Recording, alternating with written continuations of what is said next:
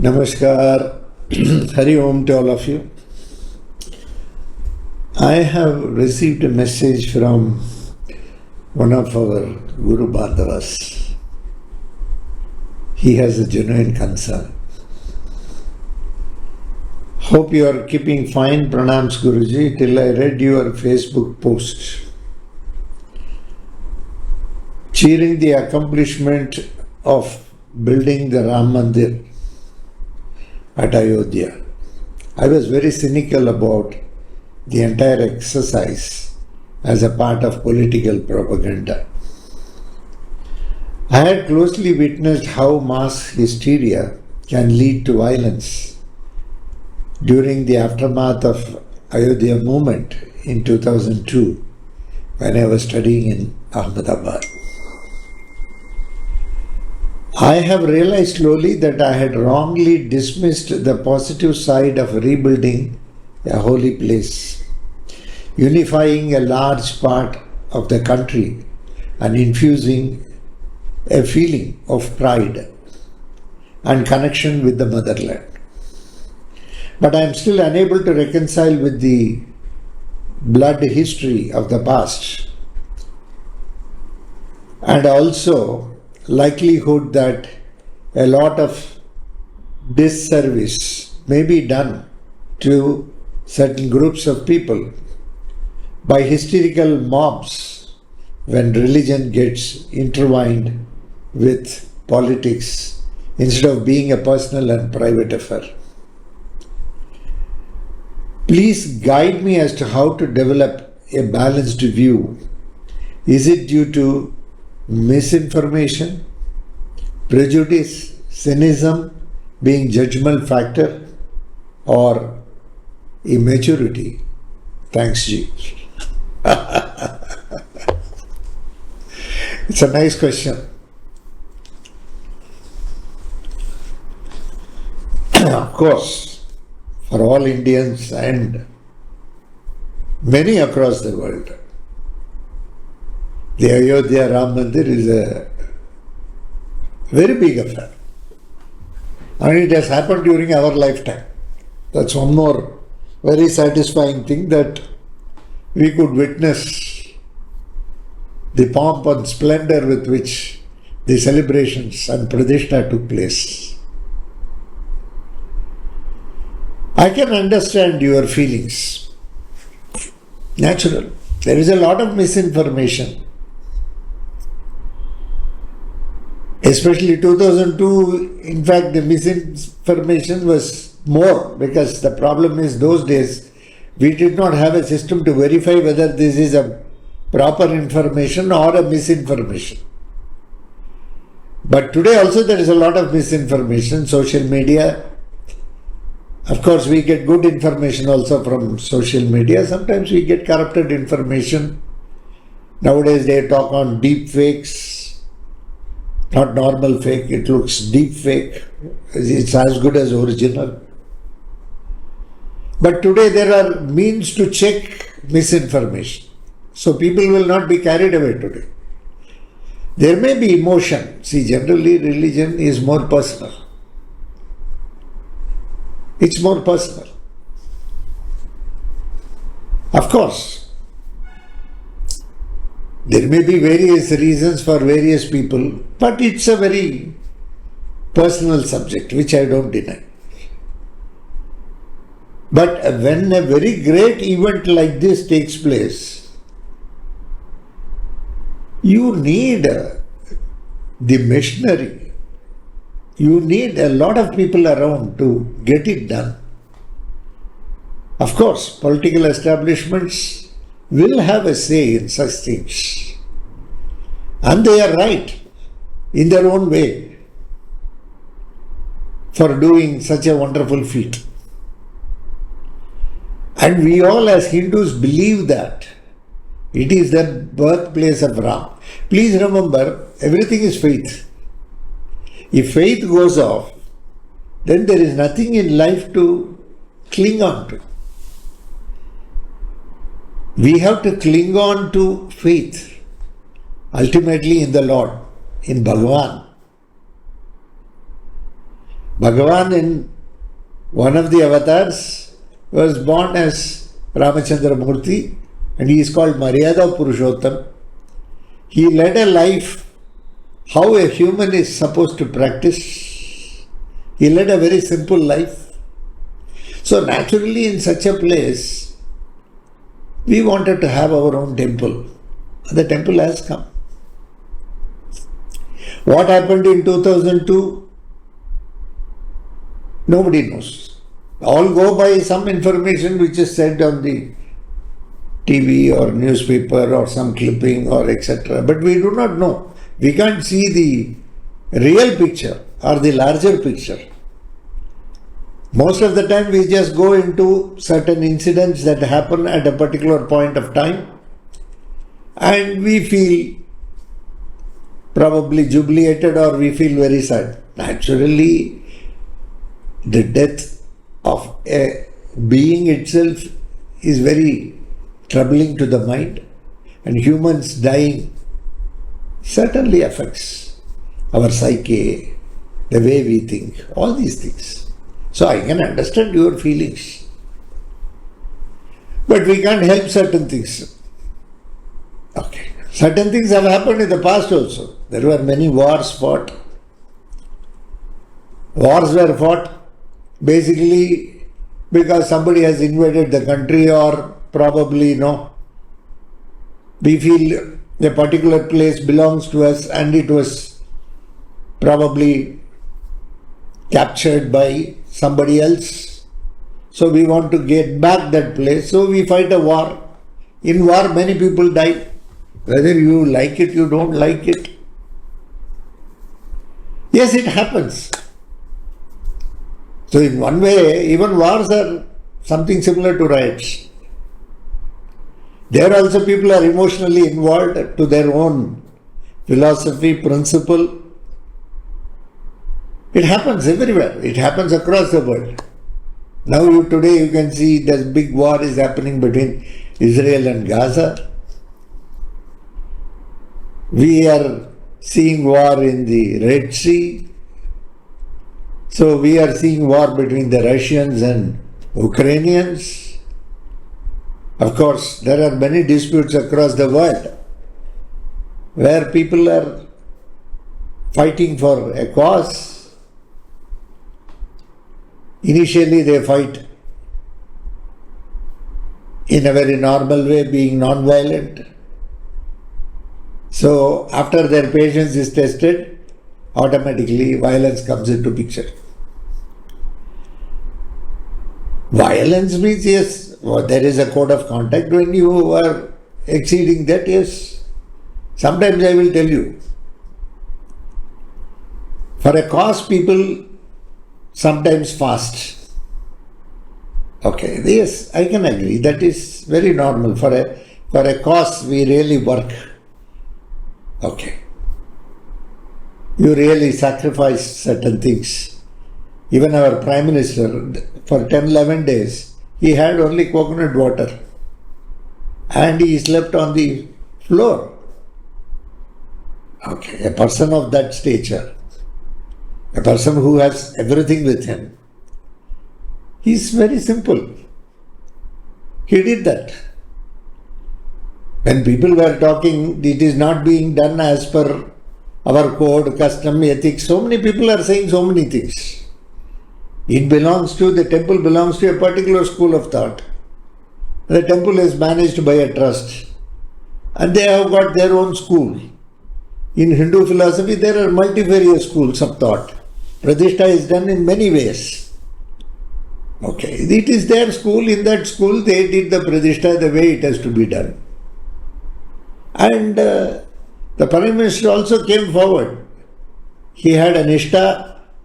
Completely he did it. It was very wonderful. Okay. So that is the kind of tradition we belong to. Even the highest authority in the country comes forward to participate and he foregoes many things for 10-11 days.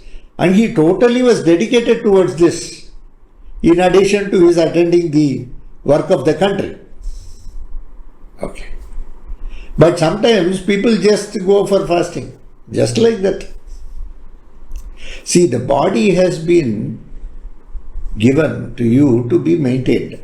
The body belongs to the Pitrus, forefathers. Okay. So it has to be maintained. You have to eat at least twice a day, or probably a little bit, at least once a day. You have to maintain the body. You cannot abuse the body. You are supposed to use the body. You are not supposed to misuse the body. You are supposed to use the body. So when people do sometimes, in the name of Satyagraha, they do so many things which will have no meaning at all. And they sit for days together. Okay. It affects the productivity of the country also. They are also taking fast. You are actually abusing the body. The body was given, this body has been given, this mind, this soul, everything has originated from your forefathers, ancestors, and you are supposed to take care of it the way it has to be taken care. But for your own reason, you don't take care of it. Is this not violence? Violence need not be outside. Violence is more inside. We are very, very violent to our own self. Most of the time, even the kind of fasting what we do is only monkey fasting. Okay. There was a monkey which was there in a temple. It saw the priest. Every Purnima day, the priest will always not take any food. And after seeing the moon only in the evening, late evening, he will have the food. The monkey thought, why not I fast? When he can fast, I can also fast. No problem. So it sat for about an hour and then it thought, anyhow, after fasting I am going to eat. So let me keep 2 bananas by my side. Once fasting is over, I can take it. After another 1 hour, it said, anyhow, I have to peel the banana. So it peeled the banana and kept the banana there. After about another half an hour, it thought, I can mash the banana and keep it here. Monkeys have a sack here. So let me keep it, and once it is over, I see the moon, I can gulp it.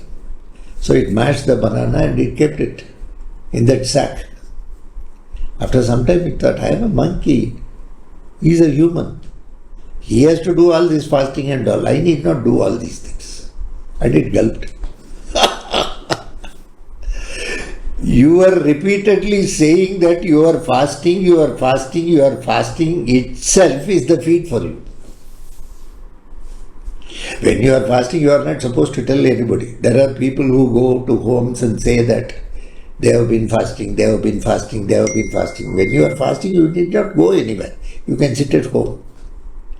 So, for a higher cause, you do certain things. Yes, this was a very big higher cause. So, many people sacrificed many things. Okay. So, yes, we can understand. This is a very high cause. For a high cause, yes, you are working. Your Pitrus will be very happy. But just like that, when you do, I don't think your Pitrus are going to be happy. So, violence is something which is always, even our own thoughts. Sometimes we are egoistic. Sometimes we are greed. Sometimes we have anger. We exhibit anger. All these things are nothing else but you are violent to your own self. You cannot be very happy. That's what Gautam Buddha said. When you are throwing a burning charcoal on somebody, first it will burn your hand. Then only it will burn the other person. Okay. So, anger is something, it will burn you first. Okay. Possessiveness is something, it will burn you first. Resentment is something, it will burn you first. Jealousy is something, it will burn you first. Greed is something which will burn you first. Okay. So, there is a lot of violence already within us. Can we trim that violence? You are talking about violence that happened outside. Violence is happening outside because of violence inside. If we are more calm and peaceful within our own self, then yes, there will not be. That is the reason why we have a lot of prayers, pujas, we do meditation, Raja Yoga, Hatha Yoga, Kriya Yoga. So many people do so many things. It is to keep them in balance as a human. not to achieve something in the other world. First you have to be human to achieve something in the other world. You are sent with a purpose. And the purpose is to live this life the way you have to live. Okay. So that being the case, you are not supposed to violate the basic nature. And you are supposed to. So first we should not be violent within ourselves. And we are strongly connected to this motherland. This Bharata Desham, we are connected to it so much. We are prepared to do anything for it. We have a very rich culture. But unfortunately, 500 years of Mughal rule and 500 years of the Britishers has stolen away many things from us. So today when it is stolen away, when there is a stolen product with another person, we have to get it back. It is our right to get it back. Okay. So, it is all scientifically done. But yes, people are very emotional. What to do? Emotion is a part of the subject, whether you like it or not. Emotion is there today in the office also. Okay. Office is more impersonal. You are not supposed to have emotions. But in office I have seen a lot of people being emotional. Where is the question of emotion in an impersonal environment? Okay. Suddenly emotions come from nowhere. We don't know why it comes, from where it comes. Okay. So when people are very much strong in their conviction that something has happened, even when during the days of the Mughal, especially Aurangzeb, there were a lot of things which are lost. A lot of people lost their lives. A lot of Hindus died, Muslims died, everybody died. Not that I am not saying this was more, that was less. Because once you go into a warlike situation, it's not that the good is going to win the war without any bruises or wounds. Okay. You go to Triplicane, Trivallikeni, Parthasarathi Swami. You should see the Utsav Virat. The Utsav Virat face will have a lot of wounds. They say, the legend says that Krishna was sitting before Arjuna. All the arrows which were coming towards Arjuna, in fact Krishna took it on his face. That is why it seems you have all that. Partha Sarathi. He was the Sarathi for Partha. So he took the entire thing. So it's not that the good just wins the war. In fact, like Thai boxing and all, somewhere, you can find both the boxers falling down. The one who has won will try to get up, and the referee, the umpire, will pull him up, literally, and declare he is the winner. Okay. So the win is not just like that, given on a cup of plate. You have to fight for it. In the process, many people die, whether you like it, you don't like it. Yeah. To be non-judgmental is good in life. A war has to be fought, it has to be fought. Okay. The other day somebody was writing misguided missiles. There is nothing like misguided missiles. Okay. The good and the bad, good and the evil when it fights, there will be so many guided missiles. It may look misguided, but they are all guided. Everybody sticks on to their philosophy. See, for the good, the evil looks like evil. For the evil, good will look like evil. That's the beauty. And Lord has created everything. He has created a beautiful garden. He has also created weeds. It is up to you to keep removing the weeds. See, the disciple came to the master and asked, Master, yesterday night I had a dream. There was a war between the good and the evil. I don't know which will win.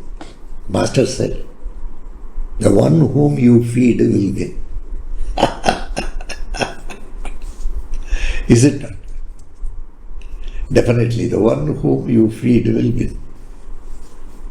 So good thoughts, that is why we have to fill ourselves with good thoughts, positive thoughts. Okay. So that you can spread positive vibration. Instead of feeling bad about it, ponder within yourself how you can contribute in some way towards peace and tranquility of humanity. What is it you can? Okay. What is it you can do to promote peace? Promoting peace means not joining on one side, but being in the middle and looking at both sides with equanimity. You must be unequivocal. You must not presume. There must be no presumption and assumption. No amount of information you can rely. You have to discriminate and take every information with a pinch of salt. There will be some additions, there will be some subtraction. Unless you are in the middle, any information that comes to you, you won't be able to process it the way you have to process. If you are already on the extremes, then you may not be able to see the truth. The truth and reality is not visible to naked eyes. When there is a weighing scale, if you go to markets like Monda or somewhere, there will be a lot of vegetables. There will be a weighing scale, our traditional weighing scale.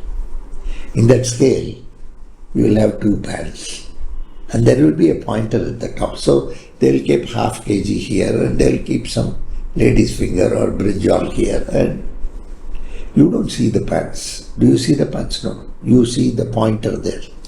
So these two eyes are just the pans of a weighing scale. But here there is a pointer which God has given. You must look at it with the pointer. Then you will know what is the truth. Just by going with some sensitive information given on the news about a person or about a group is not fair. It's not fair. You must go. So today what is more important? What is more important is not to get carried away by misinformation, these deep fakes and so many things. Yes, on one side you call it some artificial intelligence, machine learning. So many new things are coming. Yeah, it was already there and now people are more into it. Okay. So they are now actually morphing. They are just copying. So many things are happening. That's why people used to say there is one side for you, there is one side for me. The truth is on the other side. Okay. Truth has its own side. So, being unbiased, being non-judgmental, sitting in the middle and looking at both the subjects, then you will know. You have to go back into history and see how many such incidents have happened. In humanity, this has happened. This is not going to end with this. There may be more things. We can at best pray to God that kindly take care. That what else we can say? Because He is the doer. Ultimate Karta is the doer. He is the doer. He is the Karta. He does everything. Okay, it looks as though we are doing. That is the illusion He creates. So at every point of time, if we are vigilant that He is the Lord, He is taking care, Bhagavan is ultimately doing everything. There must be a cause, there must be a reason, which we cannot understand. And look at things bland, without importing emotions into it. Then we will know the truth. Okay. I can understand in your cases, naturally those are younger days. 2002, when you were reading in Ahmedabad, you might have seen certain things and you might have been carried away by some opinion given by somebody, something you might have seen. Somewhere some excess here and there might have been there. I don't deny that. But attributing motive to one particular person or one group of people is not fair. Okay. You do not know. We do not know. I can put it that way. So we blindly go by what we see. We are not able to go behind and see. You should read the history of Bharat Desh. You will know many things. Many such things have happened in the past. Yes, as Kali Yuga is there and as we progress, we are also becoming a little bit barbaric. Things are changing. Nobody is following tradition today. As a Hindu, you are supposed to follow certain things, but you don't follow it. Okay, because today's things have taken over and convenience, and we have our own problems. We have created some problems. Some problems already existed. So we do not know. Today is strict, and people don't have knowledge also. Please remember. Some people are there criticizing Sanatana Dharma. They say that is the reason, this is the reason. Nobody knows the reason. The real reason is only Bhagavan. At best we can have faith in Him and everything is for good. And be non-judgmental. And be a spectator, witness. When you witness something unbiased, then you will know the truth. Most of the time, when we witness also, we are injected with emotions. So with emotion, we look at things. Naturally, we become emotional. To look at things without emotion, you must be very alert. A very alert person can remain without emotions.